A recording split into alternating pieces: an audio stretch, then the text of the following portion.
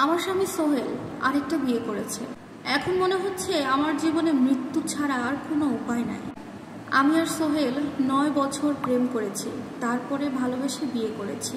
সোহেল বরাবরই আমার গায়ের রং আর আমার চেহারায় অনেক পাগল ছিল, কিন্তু তখন আমি এতটুকু বুঝতে পারিনি যে সোহেল শুধু আমার রূপকে ভালোবেসেছিল। আমার মনকে, আমি মানুষটাকে এতটুকু ভালো সোহেল বাসে নাই। আমি গরিব ঘরের মেয়ে, আমার বাবার অবস্থা খুব একটা ভালো না, তাই আমার শ্বশুর বাড়িতে কেউ মেনে নেয়নি আমাকে। শাশুড়ি সবসময় একটা কথা বলতেন, রূপ দিয়ে তো আর সংসার চলে না, সংসার করতে টাকা লাগে। বিয়ের পর থেকে বাড়িতে সমস্ত কাজ আমি একা করতাম, তবুও বাড়ির একটা মানুষের মন পাইনি আমি। একদিন সোহেলকে জিজ্ঞেস করলাম, আচ্ছা সোহেল, আমি যদি দেখতে কালো হতাম, আমার মুখ ভর্তি যদি ব্রণের দাগ থাকতো, তাহলে কি তুমি আমাকে ভালোবাসতে, আমাকে বিয়ে করতে? তখন সোহেল আমাকে বলল, কি যে বলো, এমন হলে তো তোমার দিকে আমি তাকাতামই না। কথাটা শুনে একটু চুপ হয়ে গেলাম, কিন্তু আমি বুঝতে পারলাম না সোহেল এটা মজা করে বলল নাকি সত্যি সত্যি বলল। বিয়ের 2 বছর পর আমার কোল জুড়ে আমার যমজ 2টা কন্যা সন্তান হয়। আমার যখন বাচ্চা পেটে ছিল, তখন আমার শাশুড়ি আমাকে আমার বাবার বাড়িতে যেতে দেননি, কারণ ওই বাড়িতে কোনো কাজের লোক ছিল না। বাচ্চা পেটে নিয়েই আমাকে সমস্ত কাজ করতে হয়েছে। 2 বছর ধরে বাড়িতে রোদ পুড়ে সমস্ত কাজ করতে করতে আমার গায়ের রংটা আগের থেকে অনেক কালো হয়ে গেল। যত্ন না নেওয়ার কারণে আমার মুখ ভর্তি কালো কালো দাগ হয়ে গেল, অনেকটা মুটিয়েও গেলাম দেখতে দেখতে। বাচ্চা হওয়ার পরে একটা মানুষের অনেক দিনের বিশ্রামের দরকার হয়। 2টা যমজ বাচ্চা সিজারে হওয়া মানে অনেক কিছু, কিন্তু এরপরেও আমাকে একটা দিনের জন্য বিশ্রাম নিতে দেওয়া হয় নাই।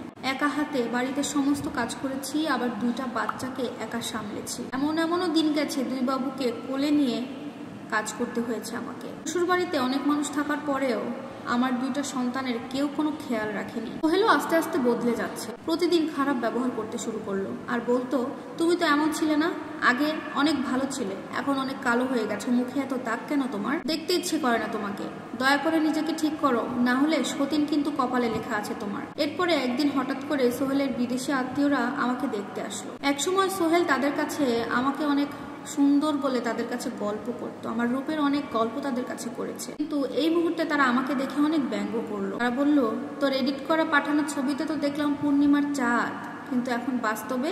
তাদের বলা এই কথায় সোহেল অপমান হলো, এবং এই অপমান সহ্য করতে না পেরে অনেক রেগে গেল। পরে সে আমাকে বলল, তোকে আমি 1 মাস সময় দিলাম, আগের মতো সুন্দরী হয়ে যা। কিন্তু সে একটাবারের জন্য ভাবলো না তার পরিবারের জন্য দাসীগিরি করতে করতেই আজকে আমার এই অবস্থা। আমি তো এই চেহারা নিয়ে এই বাড়িতে আসি নাই। ঠিক 1 মাস পর আমার চেহারার কোনো বদল সে দেখতে পেল না, তাই একদিন হুট করে আমাকে না জানিয়ে তার পরিবারের সবাইকে জানিয়ে তাদের মতামত নিয়ে আবার একটা বিয়ে করলো। এটা দেখতে অনেক সুন্দরী, অনেক ফর্সা। পরে আমার শাশুড়ি আমাকে আমার বাবার বাড়িতে পাঠিয়ে দিল। এখন আমার স্বামী আমাকে কোনো মানুষ হিসেবে মনে করে না, আমার সন্তানদের কোনো খরচ সে দেয় না, খোঁজ খবর কিছুই নেয় না।